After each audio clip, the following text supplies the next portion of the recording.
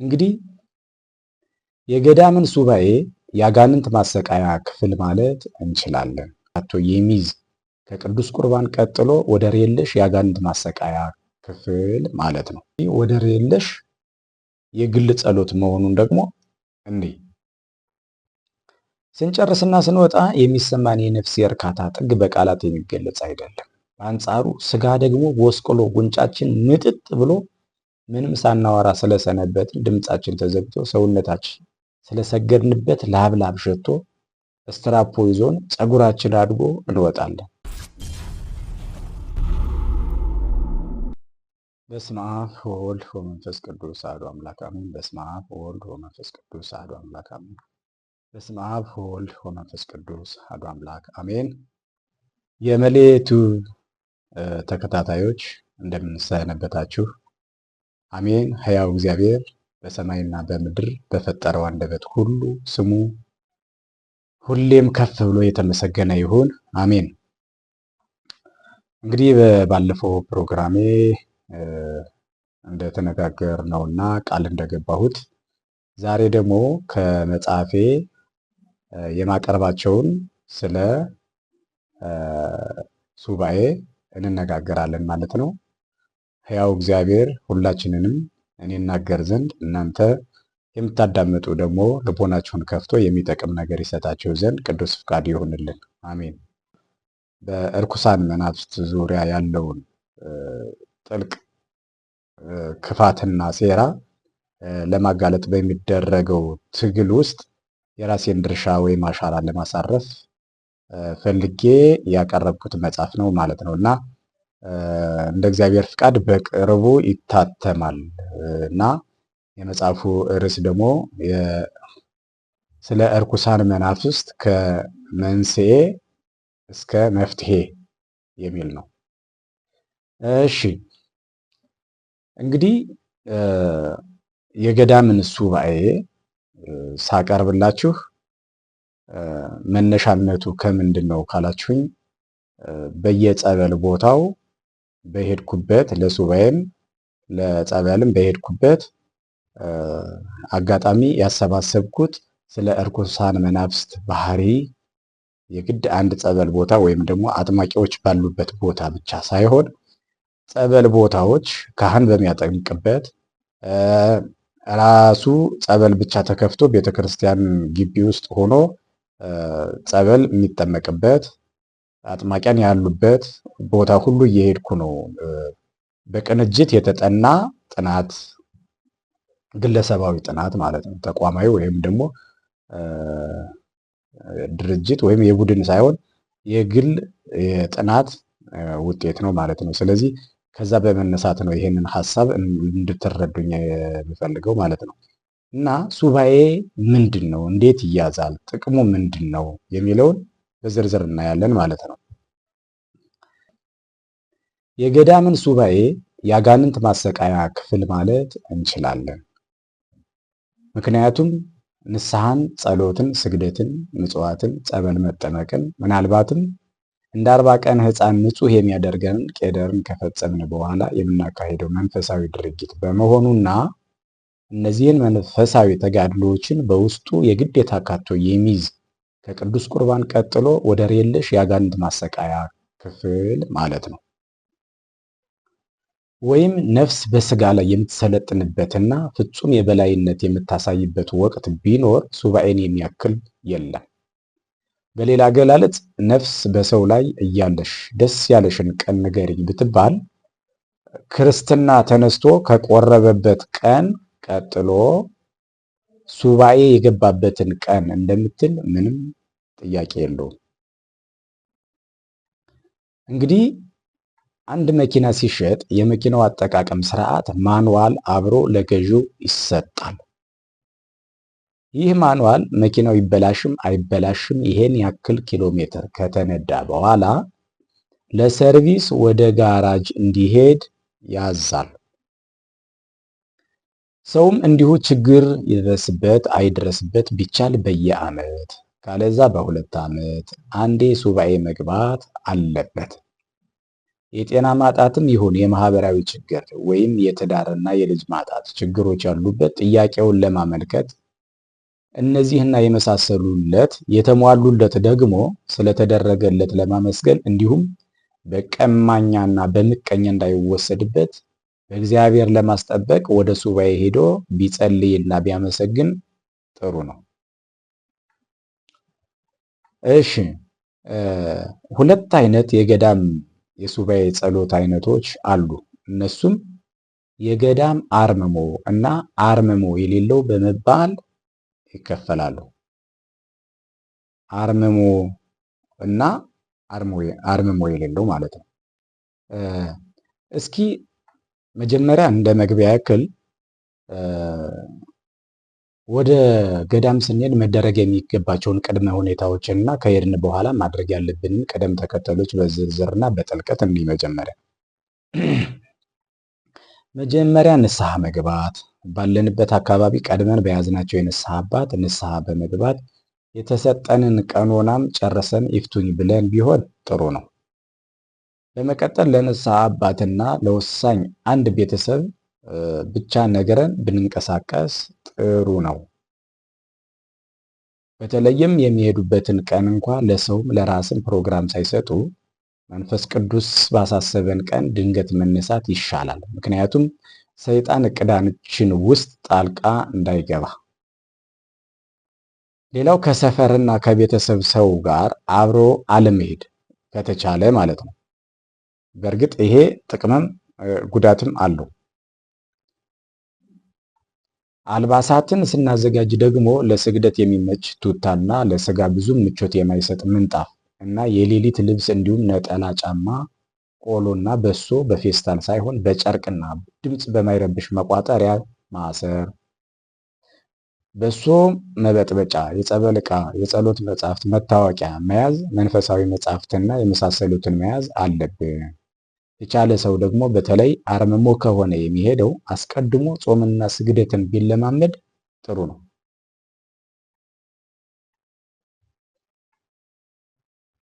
ልክ ገዳሙ ስንደርስ ምዝገባ መመዝገብ፣ ጨርሰን ስንወጣ ማሳወቅ፣ ከገባን በኋላ መጠለያ ላይ አርፈን እንደ የገዳሙ ስርዓት የጋራ የጸሎት ሰዓታትን መጠቀምና ትእዛዝ መተግበር።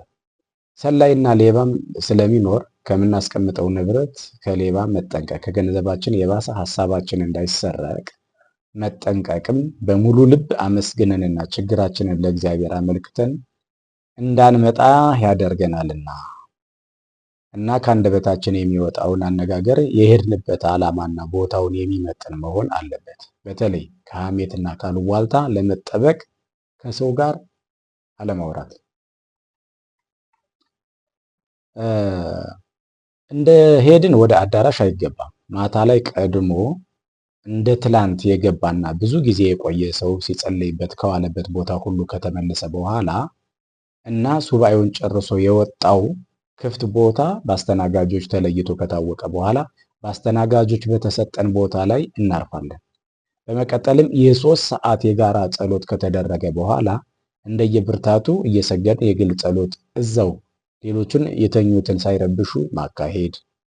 በመቀጠል 9 ሰዓት ላይ የግል ንጽህናችን በተለይም እጅና ፊታችን በመታጠብ ቤተክርስቲያን በመሄድ ከካህናት እና ከአገልጋዮች ሁሉ ጋር የሌሊት ጸሎት እስከ ኪዳን ድረስ በመቆየት ሲያልቅም የግል ጸሎትና ስግደት በማድረስ ከጠዋቱ 2 ሰዓት አካባቢ ጸበል መጠመቅና መቅዳት እንዲሁም እምነት መቀባት፣ ከዛ በመመለስ የቤተ ክርስቲያኑ የጉልበት የበረከት ስራ በማገዝ ከሌለም የግል ጸሎትና ስግደትን በማካሄድ 1 ሰዓት ያክል አርፎ 9 ሰዓት ላይ በተለይ የውስጥ ደዌና እጀሰብ ያለበት ጸበል በብዛት እየጠጡ እስከ 11 ሰዓት እንደየችሎታው በመቆየት በሶ መጠጣትና ቆሎ ብቻ በመጠኑ መብላት አለብን።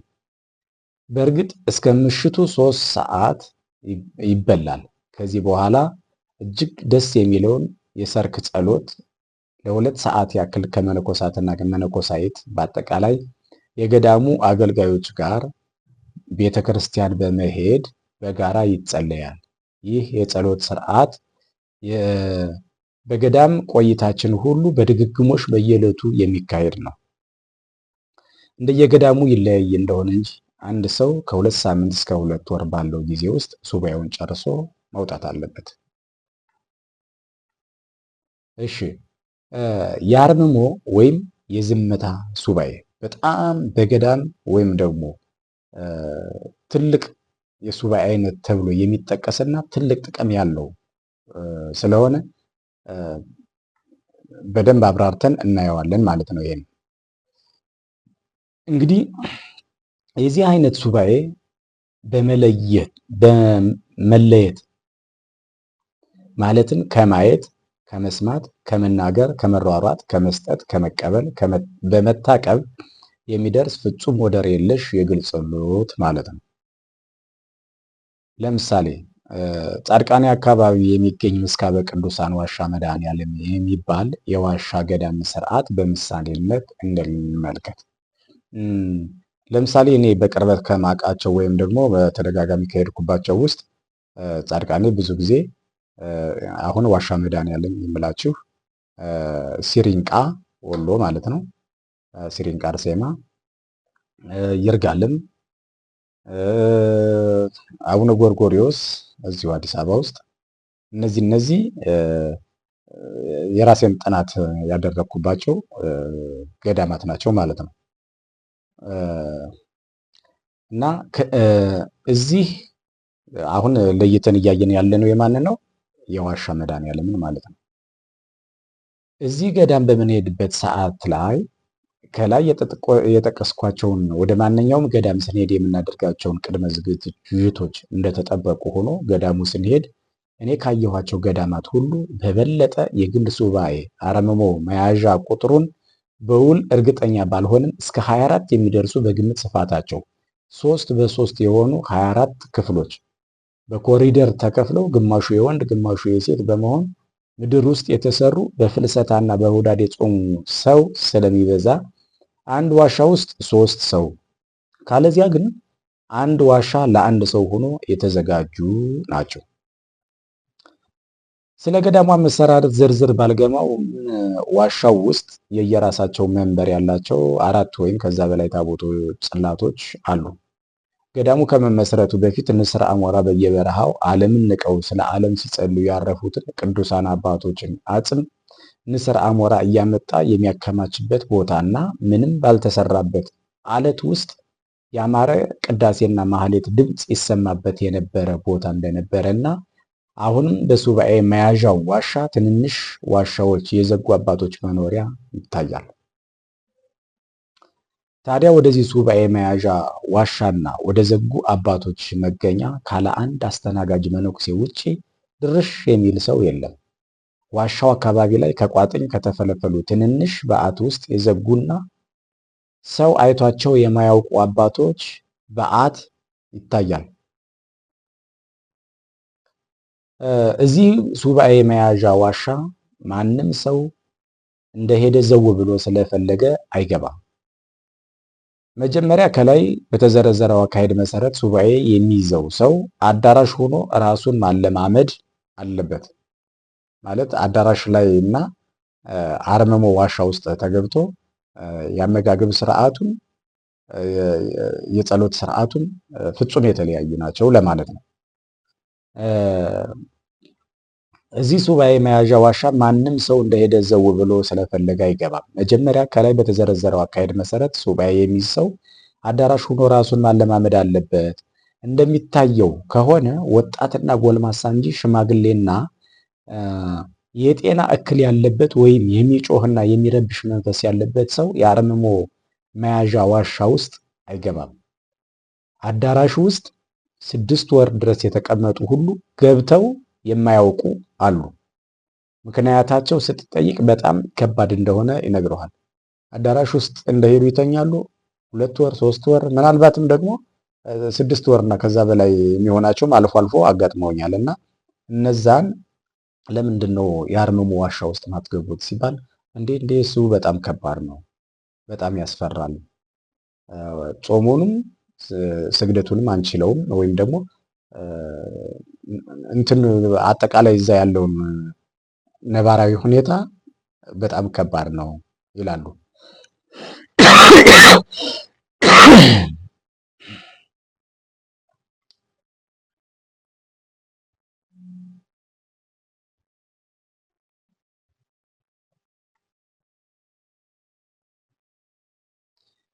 እዚህ በሱባኤ መያዣ ዋሻ መቆየት የሚቻለው 3 ቀን ካለዛ 7 ቀን ነው። ለሱባኤ ወደ ዋሻው የሚገባ ሰው ማታ ከ12 ሰዓት በኋላ ተመዝግቦ ውሎ ማለት አዳራሹ ውሎ ማለት ነው። አዳራሹ ላይ ይውላል። ወይም ደግሞ የሰነበተ የኖረም ከሆነ ጠዋት ላይ ተመዝግቦ ይውልና ማታ ነው የሚገባው ማለት ነው። ሱባኤውን ጨርሶ የሚወጣው ደግሞ ሌሊት 12 ሰዓት ነው። እንግዲህ ለሱባኤ ወደ ዋሻ የሚገባ ሰው ማታ ከ12 ሰዓት በኋላ ተመዝግቦ ውሎ ይገባል ብለናል። ሱባኤውን ጨርሶ የሚወጣው ደግሞ ሌሊት 12 ሰዓት ይወጣል። አስገቢው መነኩሴ መጀመሪያ የሚጠይቁት ገብተህ ታውቃለህ ወይ? ከዛ ለስንት ቀን ነው የምትገባው ብለው ይጠይቃሉ።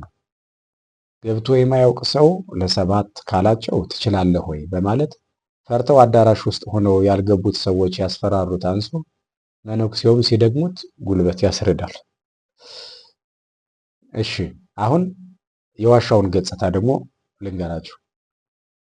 ዋሻው ስፋቱ በግምት 3 በ3 ቁመቱ 2 ተኩል ሲሆን ጥቁር አለትና ቀዝቃዛ ከመሆኑ የተነሳ አንድ ሻማ የጸሎት መጽሐፍ ለማንበብ አይበቃም። በሩ በሸራ ላስቲክ የተዘጋ ነው። የራስን ትንፋሽ ያክል እንኳ የሚሰማ ድምፅ የለም። እሺ የዋሻው ህግጋት ደግሞ ምንድናቸው? ምንድነው ገዳሙ ያወጣው ህግጋት? ዋሻ ሲገባ የሚንኮሻኮሽ ፌስታል ወይም ሌላ ነገር ይዞ መግባት ክልክል ነው።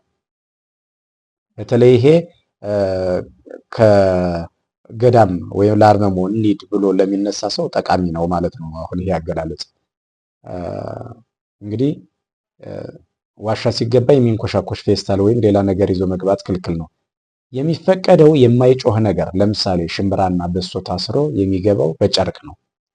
ውሃ በትንሽ ጀሪካ ለበሶ መበጥበጫና መታጠቢያ ካለቀብን ለሽንት ስንወጣ መቅዳት እንችላለን።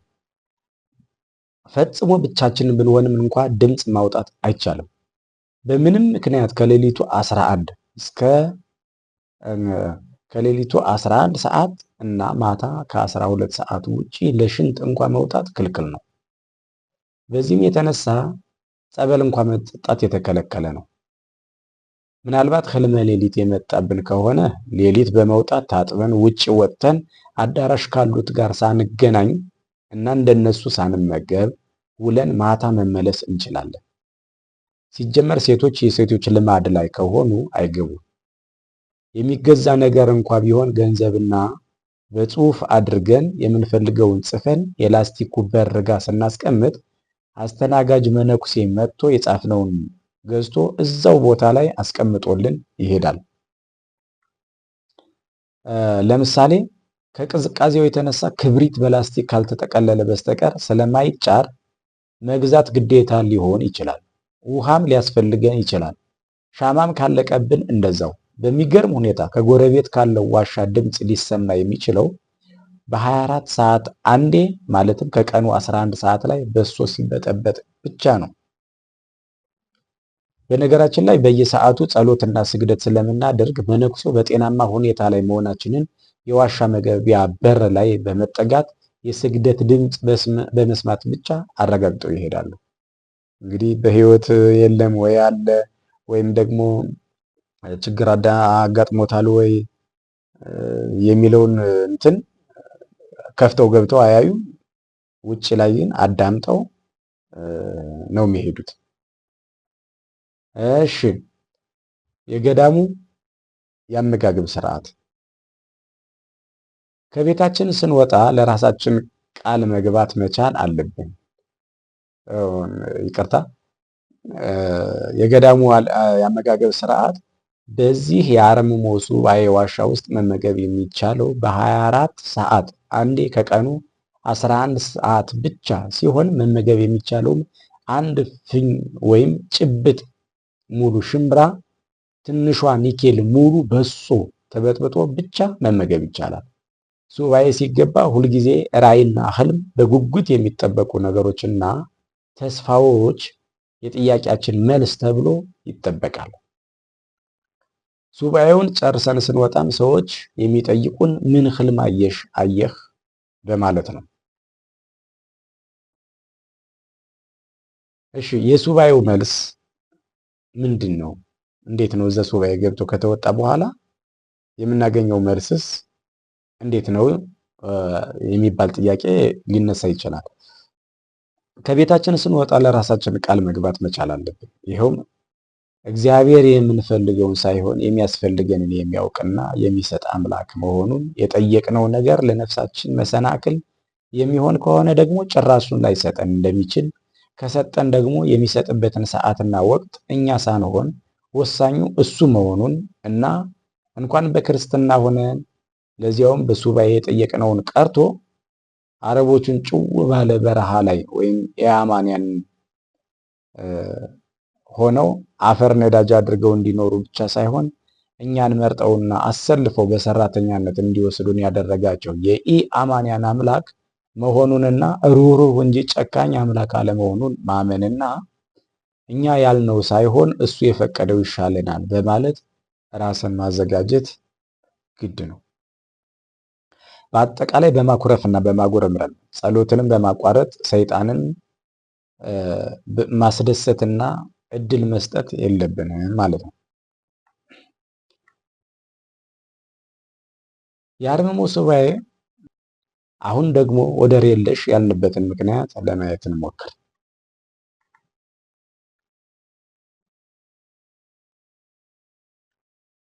በዚህ የጸሎት አይነት አምስቱም የስሜት ህዋሳት ጠንቅቀው ይጻረማሉ።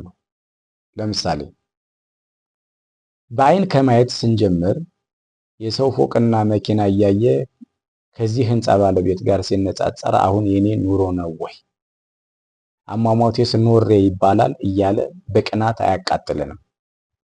የዝሙትና የድሪያ ፊልሞችን እና የሰይጣን የወደፊት እቅድ ማሳያ የሆኑትን የሆሊውድ ፊልሞችን የምናፍቃንን ድንፋታና የእመቤታችንን መዘለፍ የጦርነትና ያሰቃቂ ግድያ ዩቲዩብ አያይም። አድናቆት በሚመስል እይታ ሲያመነዝርም አይውልም። እንኳን ይህንን ሁሉ ሊያሳየን ቀርቶ ወደ ሽንት ቤት ስንሄድ እንኳ ምንም ለአይን ያዝ በሚያደርግ ምሽት ቢሆንም ወንዶችን በመሸፋፈን የምንረግጣትን መሬት ብቻ በማየት ነው የምንጓዘው። ስለዚህ ፍጹም ጾመኛ አይን አለን ማለት ነው።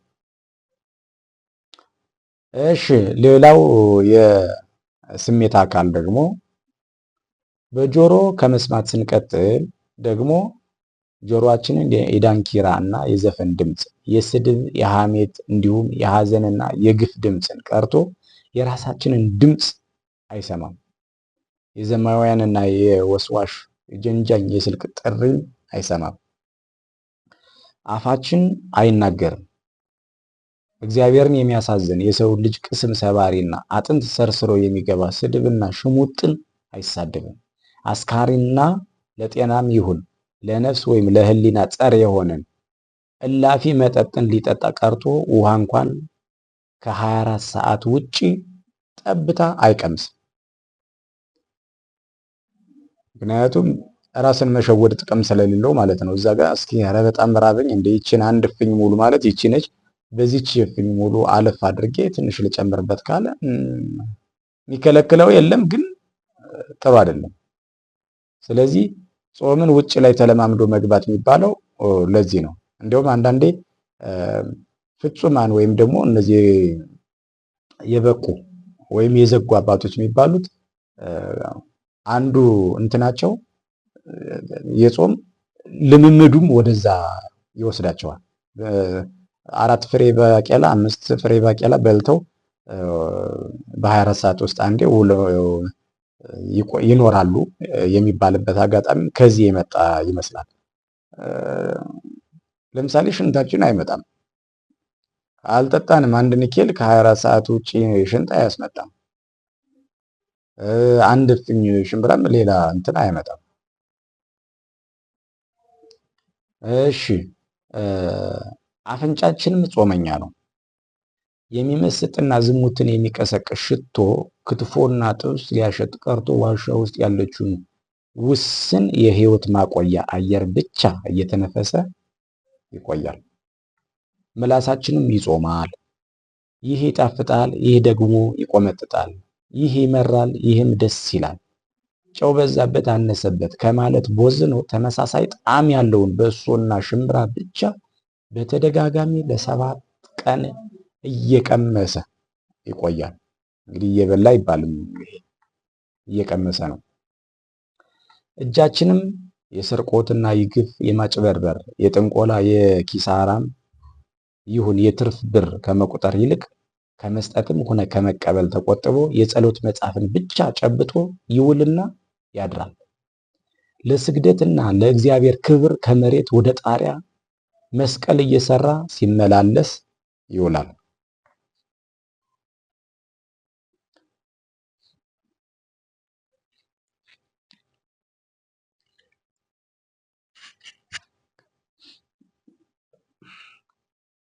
እግራችንም ጉልበት ሁሉ ይሰግድለት ዘንድ ለሚገባው ለሰማይና ለምድር ፈጣሪ ለቅዱስና ሕያው እግዚአብሔር ሲወድቅ ሲነሳ ሲታጠፍ ሲዘረጋ ውሎ ያድራል። በ12 ሰዓት አንዴ ወደ መጸዳጃ ቤት እንሄድበት እንደሆነ እንጂ ወደ መተተኛና ወደ ጠንቋይ ቤት፣ ወደ ስካርና ወደ መጠጥ ቤት፣ ወደ ዳንስና ዳንኪራ አንሄድበትም። ስለዚህ እግርም በራሱ ጾመኛ ነው።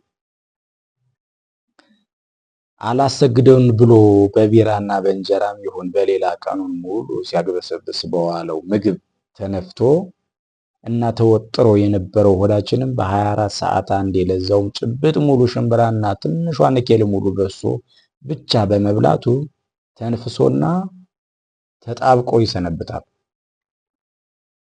ከጋብቻ ከትዳር አልፎ ሴተኛ ዳሪና ቅምጥ ወይም ውሽማ ጋር ሲማግጥና ሲዘሙት በዓል የለ ጾም የለ ሲያተራምስ የሰነበተ የሩካቤ ስጋ አካልም ኩምሽሽ ብሎ ይሰነብታል። እነዚህ ሁሉ ከላይ የተጠቀሱት 6ቱ የሰው ልጅ የአካል ክፍሎች ሁሉ ፍጹም ከእግዚአብሔርንና የነፍስን ስራ ብቻ ሲሰሩ ይሰነብታሉ ማለት ነው። ስጋ ዝቅ ብላ ለነፍስ እጅ ሰጥታ በነፍስ የበላይነትና ደስተኛነት በቅድስና እንሰነብታለን ማለት ነው። አሁን አስቸጋሪውና ከነዚህ የአካል ክፍሎች ተለይቶ አንዴ ከነፍስ አንዴ ከስጋ አንዴ ከእግዚአብሔር አንዴ ከሰይጣን አንዴ በምኞት አንዴ በእውነት ሲባዝንና ሲያሳዝን ወይም ሲያስደስት የሚሰነብተውና አመፀኛው ለጽድቅም ይሁን ለኩናኔ ቁልፉ መሪ ዓለም ላይ ወይም ከሱባኤ ዋሻ ውጪ ብንሆን ኖሮ እነዚህን ከላይ የጠቀስናቸውን የሰው ልጅ የአካል ክፍሎች ይሄን አድርግ፣ ይሄን አታድርግ፣ ይሄን ውሰድ፣ ይሄን አምጣ፣ ይሄን አዳምጥ፣ ይሄን አትስማ፣ ዛሬ ጹም፣ ነገ ብላ፣ ይችን ያዛት፣ ይችን ተዋት፣ እንዲህ ብለህ አውራ ወይም አትናገር፣ እዚህ ሂድ፣ እዚህ ቅር፣ ለዚህ ስጥ፣ ለዚህ ከልክል፣ አሁን ጸልይ፣ አሁን ይቀርብህ እያለ ጽድቅንም ይሁን ኃጢአትን ሲያሰራቸውና በበላይነት ሲያዛቸውና ሲያሽከረክራቸው የሚኖረው አለቃና መሪው ተዋናይ አእምሮአችን ግን በሐሳብና በምናብ እዛች ዋሻ ውስጥ እንኳ ሆነን አንዴ ፎቅ ሲያሰራን በምኞትና በሐሳብ የሰውን ስንቀማ ስንሰጥ ስናቅድ ስናወጣ ስናወርድ ተስፋ ሲያስቆርጥ ሲያለመልም አንዴ ሲወቅሰን አንዴ ሲከሰን ሲለው ሲያጸድቀን ወይም አሁን አንተ ሰው ነህ ዋጋ ቢስና ሀፍረት የለሽ እርባና ቢስ እያለ ሲያስደስተንም ሲያሸማቅቀንም ሰንብተን እንወጣለን። ማን? አእምሮ።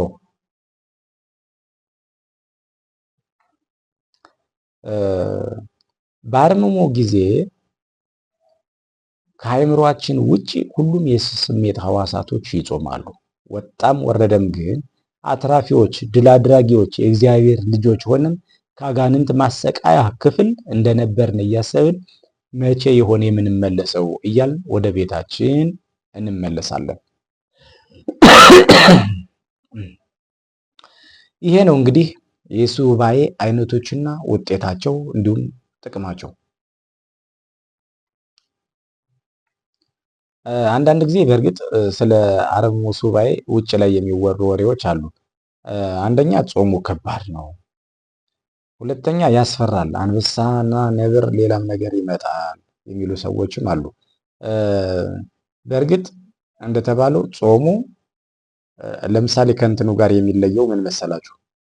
አዳራሽ ይገባል። የትኛውም አካባቢ ላይ ሁለቱም አይነቶች አሉ። የአዳራሽ ሱባኤ እና የአርምሞ ውስጥ የዋሻ ውስጥ ወይም ደግሞ ዋሻ የሌለባቸው ቦታዎች ራሱ ሼራ ከድንኳን ሰርቶ የራሱ ድንኳን ሱባኤ የሚይዝ ሰውም አለ እና ጾሙን መለማመድ ያለበት መጀመሪያ አዳራሽ ላይ ሆኖ ነው። ለምሳሌ አዳራሽ ላይ በሚሆንበት ሰዓት እስከ 9 ሰዓት ቆይተን 9 ሰዓት ላይ ጸበል ይጠጣል ቢያንስ። ከዛ በኋላ ቆሎና በሶ መብላት ይቻላል። እስከ ስንት ሰዓት? እስከ ማታ 3 ሰዓት መብላት ይቻላል። እዚህኛው ግን 11 ሰዓት ላይ ብቻ በ24 ሰዓት አንዴ 11 ሰዓት ብቻ እፍኝ ሙሉዋን ነው የምትበላው። ስለዚህ የጾም አይነቱ እኩል አይደለም። አንደኛ ዋሻው ውስጥ ብዛቱ የተመጠነና የተወሰነ ነው። ይሄን አድርጉ ተብሎ ነው ተነግሮ ራሱ የሚገባው። ለነፍስ ማቆያ ብቻ ነው ማለት ነው። አዳራሽ ውስጥ እያለን ይሄን ያክል መጠን አይባልም። በእርግጥ በሶና ቆሎ ብቻ ነው የሚባለው። ሁለተኛ ደግሞ ከ9 ሰዓት እስከ ማታ 3 ሰዓት ድረስ በሆነ ሰዓት ላይ መብላት ማለት ከዛኛው ጋር በ24 ሰዓት አንዴ ከሚበላው ጋር ፍጹም የተለያዩ ናቸው ማለት ነው። እዛ ውሃ ሲጠማም ሊጠጣ ይቻላል። ጸበልም ስለሚጠጣ በቃ በአጠቃላይ ሆዳችን እንትን ነው ማለት ነው፣ አይቦዝን። ስለዚህ በንጽጽር ሲታይ መጀመሪያ አዳራሹ ላይ በሶና ቆሎን ለምዶ እንደገና እስከ 9 ሰዓት ከጾሙ በኋላ እንግዲህ አንድ ሳምንት የቆየ ሰው ቀጥሎ ወደ አርምሞ ሱባኤ ቢገባ ውጤታማ ሆኖ ይወጣል ማለት ነው። እሺ ሌላው ያስፈራል የሚባለው በእርግጥ አጋጥሞኛል። አንበሳ ነብር ምናምን መጣብን ይላሉ፣ ግን በአካል አይደለም የሚመጣው። ለምሳሌ አንድ ጊዜ መምህር ተስፋዬ ጋር ስናወራ ድሮ ሄጄ የነበረ ጊዜ አለ አንድ ዋሻ ውስጥ ለ3 ተሰጠንና እዛ ገባን። ከገባን በኋላ ቀጥታ ከበሩ እኔን አፉን የከፈተ ትልቅ አንበሳ ይመጣብኛል። ሲመጣ እዛ አብረውኝ የተኙትን ጓደኞችን እንደዚህ ቀሰቀሳቸውና ነካ አድርጌ እንደዚህ ስል ምንድነው ብቻ ነው የሚሉት በምልክት ማለት ነው ሲሉ አንበሳ እንደሚታይ ለካ ለኔ ብቻ እንደሚታይ አወቅኩኝ። ከዛ በኋላ ምን አለ ምንድነው አይነት ነገር በምልክት ሲሉት ማለት ነው መነጋገር ስለማይቻል እና በእርግጥ እንደዚህ አይነት ነገሮች ሊኖሩ እንደሚችሉ ግን አጋንንቱ ተመስሎ ነው እንጂ አንበሳ በትክክል መጥቶ አይደለም። እዛ የጨነቀው አጋንንት ግን ይሄን ሊያደርግ ይችላል ተብሎ ይታሰባል። በእርግጥ እሺ ሱባኤ ሲካሄድ መደረግ የሚገባው ጥንቃቄ ደግሞ ምንድነው የሚለውን እንይ። አንደኛ ንስሐ ገብቶ መሄድ። አንድ ሰው ገዳም የሚሄድበት ምክንያት በራሱ እጅግ ለሕሊናው የሚሰቀጥጥ ኃጢአት ይኖርበትና ይህንንስ ጉዴን በየጊዜው ለማገኘው የንስሐ አባቴ ነግሬ ባየሁት ቁጥር ስለምን ልሸማቀቅ ይልና በጭንቀት ገዳም ሄዶ ንስሐ ገብቶ የሚመጣ አለ። ለዚህ ዓላማ ብቻ ሊሄድም ይችላል። በቃ ሕሊናው አላርፍ ያለ ሰው ማለት ነው። ሌላው አንድን ኃጢአት በተደጋጋሚ በመስራቱ ለንስሐ አባቱ 2 እና 3 ሰራው 6 እና 7 ለንስሐ አባቴ ምን ብዬ ያለ ሀፍረት ልንገር በሚል ከራስ በሚመስል የሰይጣን አሰቃቂነት የተነሳ ወይም ለንስሐ አባቱ ሳይነግር ይኖራል እና በዚህ ምክንያቱም ሊሄዱ ይችላሉ ነው። ወይም ወደ ገዳም ሄዶ ያለ አንድ ቀን ለማያገኛቸው አባት ተናግሮ ይመጣል። በመሰረቱ ግን የንስሐ አባት አንድ ነው። መነገር ያለበትም ለእርሱ ነው።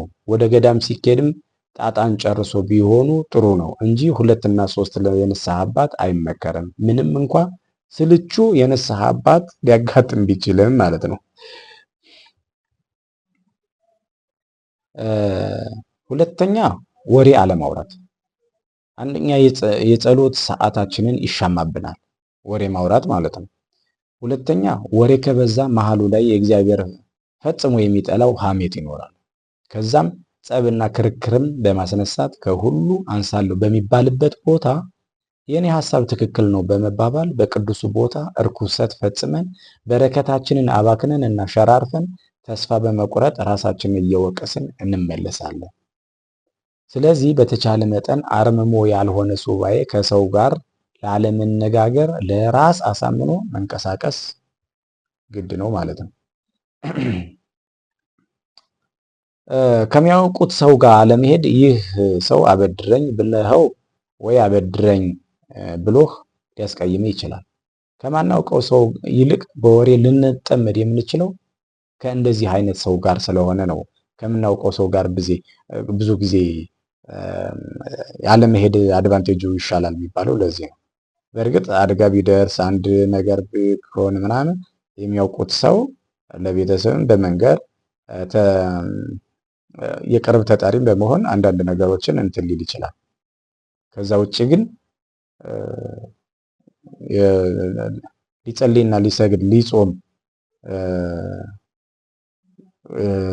ምናልባትም ሊቆርብ የሚሄደ ሰው ብዙ ችግር የሚያጋጥም የሚችለው ከእንደዚህ አይነት ወሬ የሚያስተጋባ ሰው ጋር ከሄደ ነው ለማለት ነው። እንግዲህ ሶስተኛ ከሚያውቁት ሰው ጋር አለመሄድ ብለናል። አራተኛ የተቃራኒ ጾታ መጠለያ አለመሄድ።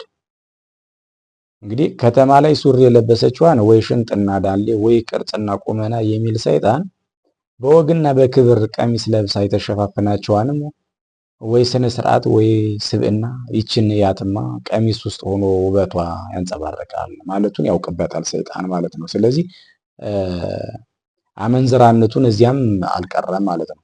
ስለዚህ ወደ ተቃራኒ ጾታ ግቢ አለመሄድ። እሺ እንግዲህ ብዙ ጊዜ ሰዎች ወደ ገዳም የሚሄዱበት በዋናነት የሚከተሉት ምክንያቶች ናቸው። አንደኛ ከሱስ ለመላቀቅና ከከተማ ዘወር በማለት ጫት፣ ሲጋራ፣ መጠጥ፣ ሲሻ፣ ጋንጃ ከሚሸጥበት ቦታና እነዚህን ሱሶች ከሚጠቀሙ ጓደኞች ዘወር ለማለት የሚሄድ አለ። ሁለተኛ ትዳር ለመጠየቅ የሚሄድ አለ። ሶስተኛ ልጅ ለመጠየቅ የሚሄድ አለ። አራተኛ ድንገተኛ የንግድ እና የሞራል ኪሳራ ደርሶባቸው ከአእምሮ መረበሽ መደበት ያስጨነቃቸው ሊሄዱ ይችላሉ። ምንድነው ድንገተኛ አግኝቶ ማጣት ማለት በጣም በጣም ክፉ በሽታ ነው በራሱ። ስለዚህ ይህን የሞራል ውድቀት ምናልባትም ሰራተኛ ቀጥሮ የነበረው መሳቂያ መሳለቂያ ሊያደርገው ይችላል ብሎ ያስባል።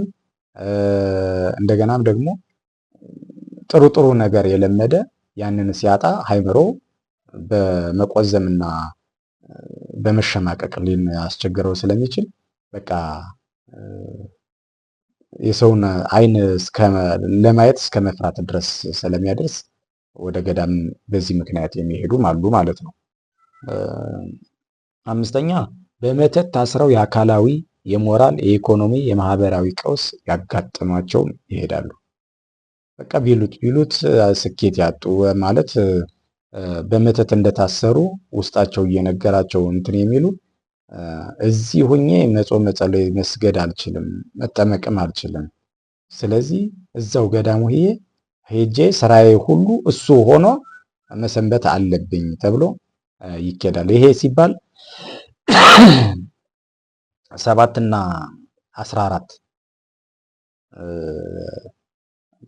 3ም ተብሎ የሚኬድበት አጋጣሚ አለ። ግን ብዙ ጊዜ የተለመደው ሱባኤ የሚለው እንደውም 7 ከሚለው የመጣ ነው የሚሉም አንዳንዶች አሉ። ስለዚህ 7 ቀን ካለዛ 14 ቀን ጸበልና ሱባኤ ብዙ ጊዜ የተለመዱ ናቸው። በዚህ አንዳንድ ገዳማት 2 ወር በላይ እዛ መቆየት እንደማይቻል አስጠንቅቀው ይናገራሉ። ለምነና የሄደ እስካልሆነ ድረስ ማለት ነው። እንግዲህ በመተት ታስረው የአካላዊ፣ የሞራል፣ የኢኮኖሚ፣ የማህበራዊ ቀውስ ያጋጠማቸው ብለናል 5ኛ ላይ። 6ኛ ደግሞ አስራትና ስጦታ ይዘው የሚሄዱ የበረከት ስራን በጉልበታቸው የሚሰሩም አሉ። እነዚህ የሚገርሙ ናቸው። በቃ ከዛ ደግሞ 7ኛ ትዳር የሚጀምሩ አዲስ ስራ የሚጀምሩ ለመጀመሪያ ጊዜ የሚቆርቡ ሰዎች በከንቱ ውዳሴ ላለመፈተን ወደ ገዳም ሱባኤ ይሄዳሉ። ከሌሎቹ እነዚህ በጣም ደስተኛ ናቸው። የሄዱትም አጥተው ሳይሆን ያለኝን ባርክልኝ፣ ለመተተኛና ላረባ ነገር አትውሰድብኝ ብሎ ለማስባረክና ለማስጠበቅ የሚሄዱ ናቸው። እነዚህ በጣም ውስጣቸው ሐሴት የሚያደርግ ነው ሲሄዱም ሲመለሱ። ምክንያቱም አጥተው ወይ ቸገረኝ ወይም ደግሞ በሰይጣን እንደዚህ ተደረግኩኝ፣ በሱስ ተጠመድኩኝ፣ ትዳሬን አጣሁኝ፣ ከፍቶኛል ብለው የሚሄዱ አይደለም። ደስ ብሎኛል ብለው የሚሄዱ ናቸው። አንዳንድ ሰው ደግሞ ከከንቱ ውዳሴ ለመዳን ብለው ቅዱስ ቁርባንን ለመቀበል እዛም ይሄዱ አሉ።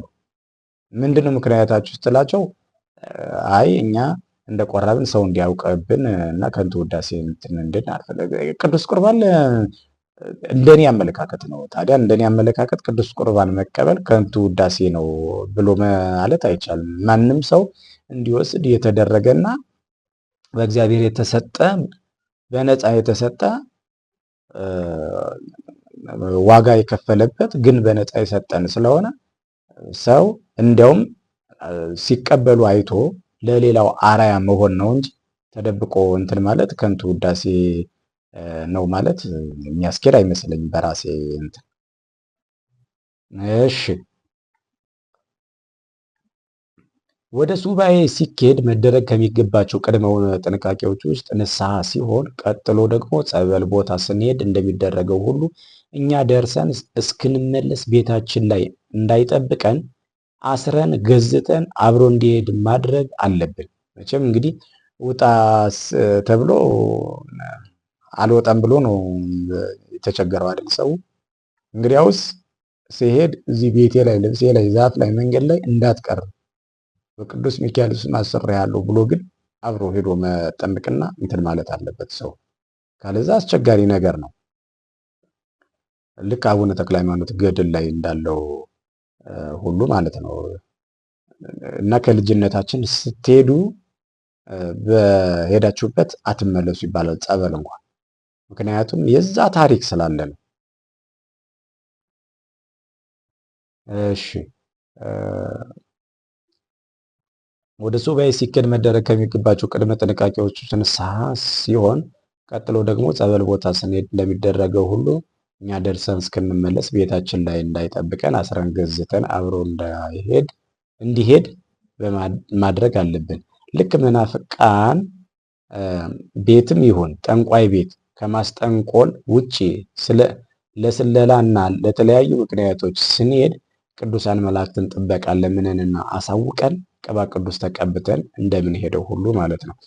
እንግዲህ አንድ ሰው ጠንቋይ ቤት ለሌላ ዓላማ ሊሄድ ይችላል፣ ለማስጠንቆል አይደለም። እግዚአብሔር ስለሚያውቅ እዚህ ሰው ጋር የሄድኩት በዚህ ምክንያት። ግን መናፍቃን አዳራሽም እንደዛው ለሌላ ዓላማ ለስራም ሊሆን ይችላል። እንትናን ሊየው እስኪ ያለው ወይ እዛ እየሆነ ነው ወይ እኛ ጋር እንደዚህ የሚያደርገው ብዙ አለ። ብቻ እንደዚህ አይነት ነገር አስቦ ወደ መናፍቃን አዳራሽ የሚሄድ ሰው ጸሎት አድርጎ ቅዱስ ሚካኤል ጠብቀኝ፣ አንተ ጋሻ መከታ ሆነኝ ብሎ መሄድ አለበት። ወይም ቅባ ቅዱስን ተቀብቶ መሄድ አለበት። ምክንያቱም ያ አጋንንቱ መጣህልኝ ብሎ አፈፍ አድርጎ ሰራዊቱን ወደ ውስጣችን ሊያስገባ ሲል ይመልሰዋል ማለት ነው። ልክ እናታችን ቅድስት ክርስቶስ ሰምራ እንደተደረገው ሰይጣንን ማርልኝ ባለችው ሰዓት እንደውም ሰውን የሚያስተው እሱ ስለሆነ ሰውን ማርልኝ ከማለት ሰይጣንን ማርልኝ ማለት ይሻላል ብላ ሰይጣን ማርልኝ ስትለው ሂጂ ሽሽ ካለሽ ብሎ ላካት። ሲልካት ግን ቅዱስ ሚካኤል አብሯት ነው የሄደው። ከዛ ስትመለስ ግን ሰይጣን ጎትቶ ሲኦል ሊያስገባት ነበር የፈለገው። ቅዱስ ሚካኤል ይዟት ተመለሰ ነው ገድሉ የሚባለው አይደለም። ልክ እንደዛ ሁሉ እንደዚህ አልባሌ ቦታዎች ላይ ከኛ ፍላጎትና ሀሳብ ውጪ ዓላማውን ደግፈን ሳይሆን ለሌላ ዓላማ በምንሄድበት ሰዓት ቅዱስ ሩፋኤል አንተ ጠብቀኝ፣ ቅዱስ ገብርኤል አንተ ጠብቀኝ፣ ቅዱስ ሚካኤል አንተ ጠብቀኝ ተብሎ ተነግሮ ቢኬድ ጥበቃው አብሮን በክትትል አለ እንደማለት ነው። ስለዚህ የሱባኤ ጥቅሙ ካነሳሱ አጠር ባለ ሁኔታ ቀልበጭ ባለ ሁኔታ እስከ መጨረሻው ይሄን ይመስላል። አንዳንድ ጥያቄዎች ሊኖሩ እንደሚችሉ እንዲሁ በሀሳቤ ላይ ይመጣል። ያ ምንድን ነው? ይህንን ነገር ጸሎት ቤታችን ማድረግ አንችልም ወይ?